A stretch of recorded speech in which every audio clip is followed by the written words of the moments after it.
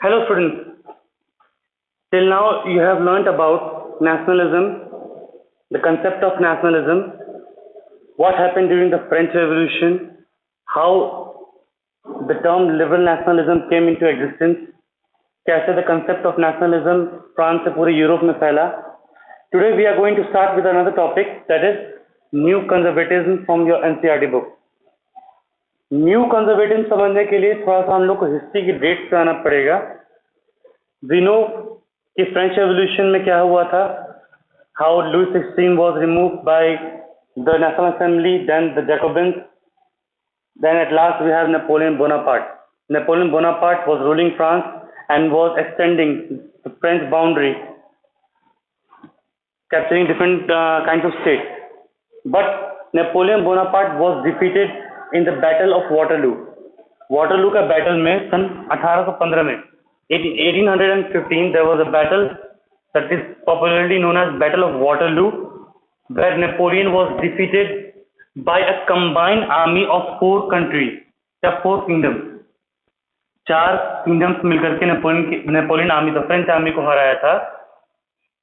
वो चार जो किंगडम्स थे कौन कौन से थे? Austria, Britain, Russia and Prussia. इन सब की आर्मी ने मिलकर के बैटल ऑफ वाटरलू में सन 1815 में नेपोलियन को डिफीट किया. After the defeat of Napoleon, जो लिबरल कंसेप्ट था, जो फ्रेंच रेवोल्यूशन था, वो पूरा का पूरा फेल कर गया.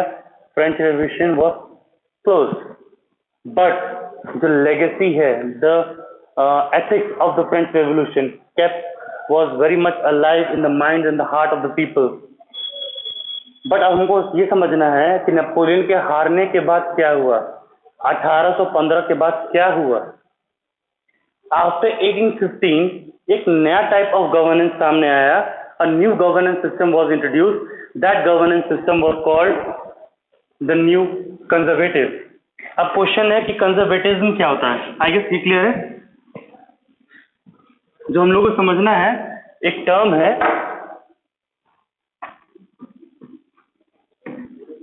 कंजर्वेटिज्म. अगर हम कंजर्वेटिज्म वर्ड को ध्यान से पढ़ें, इसमें से एक वर्ड निकल सकता है, that is called conserve. Conservation, बचाना, संभाल के रखना. अगर मैं इसका डेफिनेशन देखूं जो आपके एनसीईआरटी बुक में भी दे रखा है, तो कंजर्वेटिज्म एक पॉलिटिकल फिलॉसफी है जो बिलीव करता है in the importance and preservation of old institutions, of old ideologies like the monarchy, the church, the feudal system, the land system etcetera. मतलब कंजर्वेटिव वो लोग हैं जिनको हम लोग आम भाषा में कहते हैं पुराने ख्यालात के लोग, या वो लोग जो कि पुराने एस्टैब्लिश्ड ट्रेडिशनल इंस्टीट्यूशंस में बिलीव करते हैं. They did not want to demolish the church, they had no intention और they did not want any change in the society, they wanted monarchism to continue. This kind of philosophy in politics is called conservatism. ये आप 9 के chapter 2 में जब आप Russian revolution पढ़ रहे थे, उस समय इस चीज के बारे में आया था, लिबरल, रेडिकल्स एंड कंजर्वेटिव. तो मैं कंजर्वेटिव का डेफिनेशन दोबारा आप लोग के लिए थोड़ा इजी कर दे रहा हूँ. कंजर्वेटिव वो लोग हैं जो पुराने ट्रेडिशनल जो एस्टैब्लिश्ड इंस्टीट्यूशंस थे उसमें बिलीव करते थे, उनको प्रिजर्व करना चाहते थे. दे did not want any change in the society. ठीक है, जैसे चर्च हो गया, मोनार्की हो गया, लैंड प्रॉपर्टी राइट्स हो गया, या द फ्यूडल लॉ, इनको बचाना चाहते थे. That ideology is called conservatism, और जो इनको फॉलो करता है they are called conservative.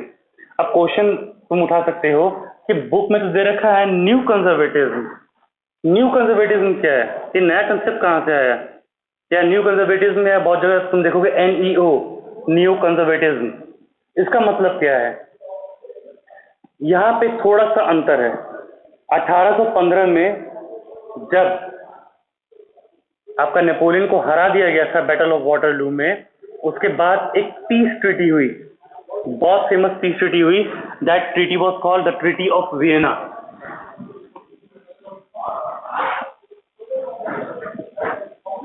After 1815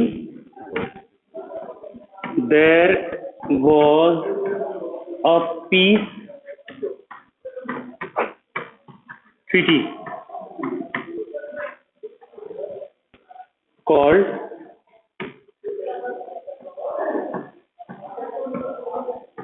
the Treaty of Vienna.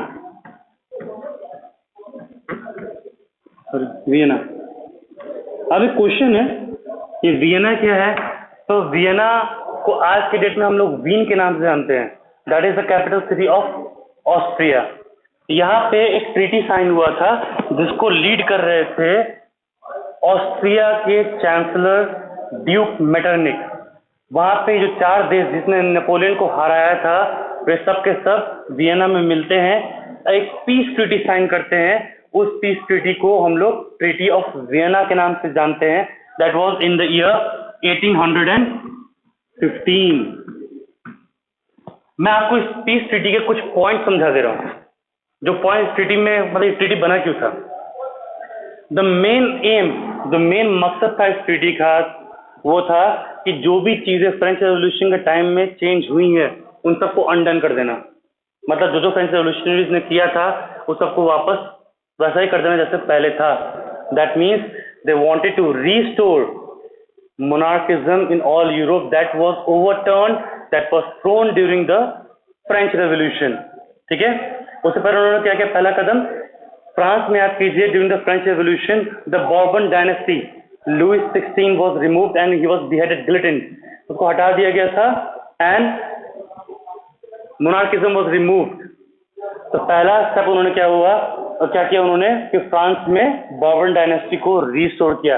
France में मोनार्किज्म को दोबारा रीस्टोर किया। उसी में जो फ्रांस ने अपने फ्रेंच रेवोल्यूशन के दौर पे या नेपोलियन के रेन में जितने भी टेरिटरीज को कैप्चर किया था वो सब फ्रांस से छीन लिया गया, हटा लिया गया। सेकेंड इंपॉर्टेंट पॉइंट था कि in order to check France expansion in future, France दोबारा फ्यूचर में एक्सपैंड ना करे, इसलिए फ्रांस की बाउंड्री पे नए नए स्टेट्स का गठन कर दिया गया ताकि फ्रेंच आर्मी है जो फ्रांस से नियर फ्यूचर कभी एक्सपैंड ना कर सके। वो 2 स्टेट्स के आपके बुक में आपके एग्जांपल दे रखा है, one is Belgium, the other one is Netherland. इन लोगों का गठन किया गया ताकि जो फ्रेंच आर्मी है नियर फ्यूचर एक्सपैंड ना करे, फ्रांस एक्सपेंशन ना कर सके। एंड थर्ड, मैं वापस रिपीट कर, मेन मकसद जो था that was to restore monarchical rule in Europe that was overturned during the French Revolution and the Napoleonic era। ठीक है। तो मेन चीज क्या था ट्रीटी ऑफ वियना का, मोनार्किज्म को वापस लाना, फ्रांस में दोबारा मोनार्की को रीस्टैब्लिश करना, फ्रांस के आसपास नए स्टेट्स का गठन करना ताकि फ्रांस इन नियर फ्यूचर ना बढ़े। और जो फ्रांस ने जितने भी जमीन जितने भी लैंड कैप्चर किए थे during its expansion during the Napoleonic era या ड्यूरिंग द फ्रेंच रेवोल्यूशन वो सब फ्रांस से वापस ले लेना। After this the monarchism was restored. इस ट्रीटी ऑफ वियना के बाद मोनार्किज्म पूरे यूरोप में इंक्लूडिंग फ्रांस में रीस्टोर कर ली गई, दोबारा मोनार्किज्म आ गया। And return of monarchism is called conservative, that is conservative philosophy, that's why they were called conservatism. अब क्वेश्चन आता है कि इनको न्यू कंजर्वेटिव क्यों कहते हैं। अब यहाँ पे थोड़ा सा ट्विस्ट है। जो लोग कंजर्वेटिव थे, जो कंजर्वेटिज्म को फिलॉसफी को फॉलो करते हैं, उनमें से बहुत सारे ऐसे लोग थे जो पूरा का पूरा पुराने तौर तरीकों पे लौटना नहीं चाहते थे। मैं रिपीट कर रहा हूं, उनमें बहुत सारे ऐसे कंजर्वेटिव थे that did not want to return to the feudal era. उन्होंने ये जो लोग थे they were highly inspired by the revolutionary steps taken by Napoleon as a monarch during his rule। मैं हिंदी में समझा रहा हूँ, दोबारा ध्यान सुनिएगा। ये जो कुछ कंजर्वेटिव्स थे, बहुत ज्यादा कंजर्वेटिव्स थे, वो नेपोलियन द्वारा किए गए बहुत सारे रेवोल्यूशनरी कदम, जब वो एक राजा था उसने जो अपने बहुत सारे कदम लिया उससे वो हाईली इंस्पायर्ड थे। वो चाहते थे कि नेपोलियन द्वारा किया गया जितना भी रेवोल्यूशनरी स्टेप्स है उसको भी इनकॉर्पोरेट किया जाए, because by incorporating the revolutionary steps bye Napoleon वो अपना मोनार्कियल पावर को और ज्यादा ताकतवर और ज्यादा प्रभावित और ज्यादा कहते हैं इंपॉर्टेंस के साथ पूरे यूरोप में रूल कर सकते हैं, शासन कर सकते हैं। That's why they were called new conservatism या new conservatives. They wanted to conserve the old era but not totally, they also wanted to include the revolutionary steps taken by Napoleon Bonaparte while he declared himself as a monarch. ठीक है, that's why they were called new conservatives. अब थोड़ा France पे गौर करते हैं, ध्यान देखिए. I guess मैंने आपको न्यू कंजर्वेटिज्म क्या होता है ये समझा दिया. अब जो नेक्स्ट टॉपिक हम लोग को समझना है that is the reign of the conservatives. Rain मतलब शासनकाल. अगर हम फ्रांस की बात करें, आई टेक के कंजर्वेटिव, इनका टाइम पीरियड जो है start from 1815 and goes till 1830 in France. इस बीच में इनके पास दो रूलर होता है. From 1815 to 1824 we have Louis 18, cousin of Louis 16. Louis 16 cousin था. From 1824 till 1830 we have Charles X as the ruler. ये आपके एनसीईआरटी में नहीं दे रखा है बट मैं आपको एक्स्ट्रा करवा दूँ. 1815 से लेके जब बॉर्बन डायनेस्टी को ट्रीटी ऑफ वियना में दोबारा रिस्टोर किया गया तो जो लुइस 18 था, लुइस 16 का कजन, उसको गद्दी थमा दी गई and France was again under the Bourbon dynasty. Monarchism restore किया and Louis 18 remain till 1824. In 1824 Charles X took over him and remained the emperor till 1830. तो ये जो टाइम पीरियड है 1815 से लेकर 1830 का, that time period is called the reign of the conservatives या the reign of the new conservatives. अब जब कंजर्वेटिव पावर में आ गए तो उनका शासनकाल कैसा था? How were they ruling? अब देखिए,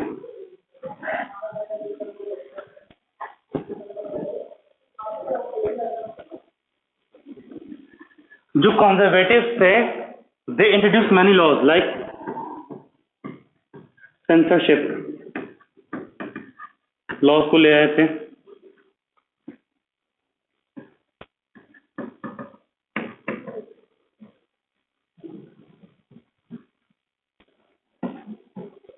They were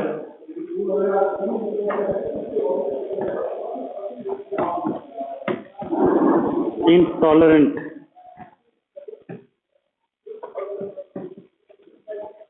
towards any kind of criticism. ध्यान दीजिएगा, जो कंजर्वेटिव थे 1815 से लेकर 1830 तक, ये लोग बहुत एब्सोल्यूटिस्ट पावर की तरह से अपना काम किए. They controlled each and every aspect of the life of the citizen. ये लोग ने बहुत सारा नया लॉज लाए थे because they were totally intolerant towards any kind of criticism. Intolerant मतलब वो किसी भी प्रकार का क्रिटिसिज्म, किसी भी प्रकार का कोई भी सेंटेंस या कोई भी आइडियोलॉजी अपने अगेंस्ट सुनना पसंद नहीं करते थे. इसलिए उन्होंने ले आया सेंसरशिप लॉ. अब सेंसरशिप क्या होता है आप सुनते होंगे कि हर आज के डेट में जैसे ही कोई मूवी स्टार्ट होता है तो you have a certificate from the central board of cinematography, उसमें UAA सब डिग्री मिलता है. ये सेंसरशिप है.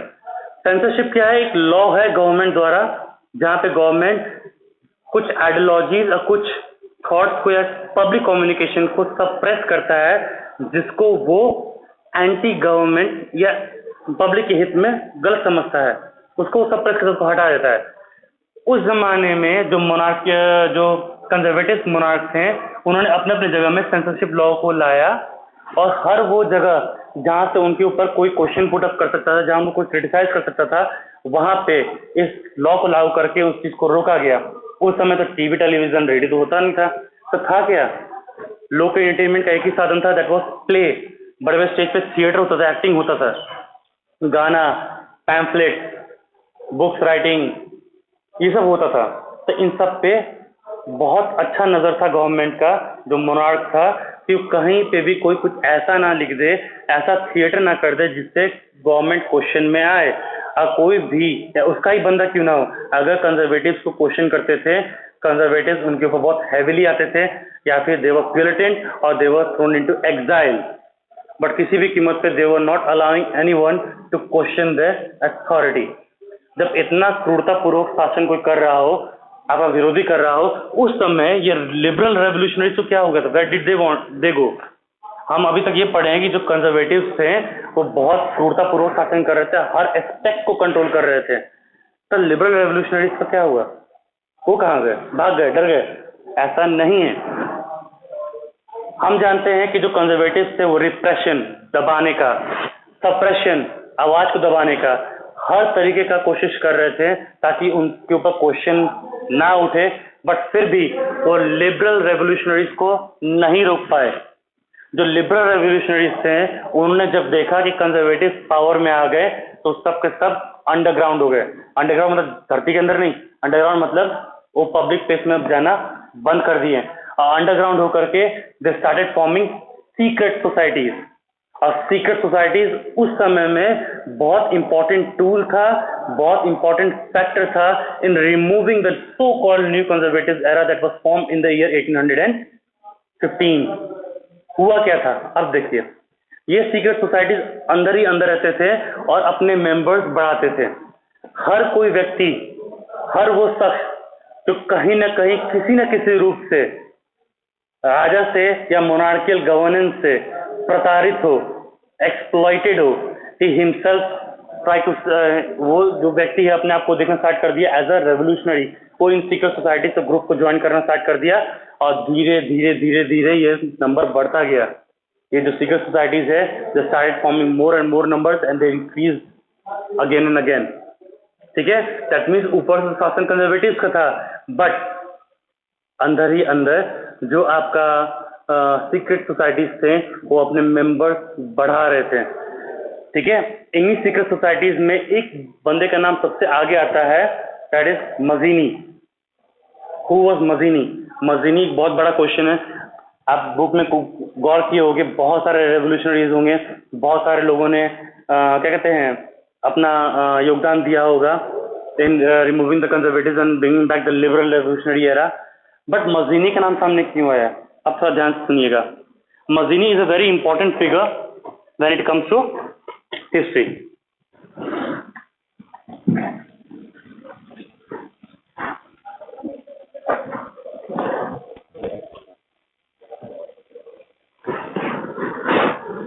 मजीनी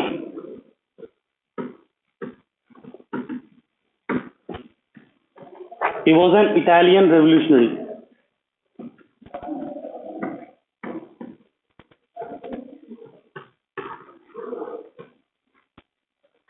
इटली का एक रेवोल्यूशनरी था। अब इटालियन रेवोल्यूशनरी वो तो आप डिटेल्स में आगे पढ़ोगे, बट मैं बता देता हूँ। लाइक जर्मनी को 39 स्टेट्स में बांटा गया था, वैसे इटली भी बहुत सारे छोटे छोटे पैचवर्क ऑफ लैंड्स में बटा हुआ था, जिसको मजीनी ने अपने टाइम पीरियड में कोशिश किया था जोड़ने का। He was born in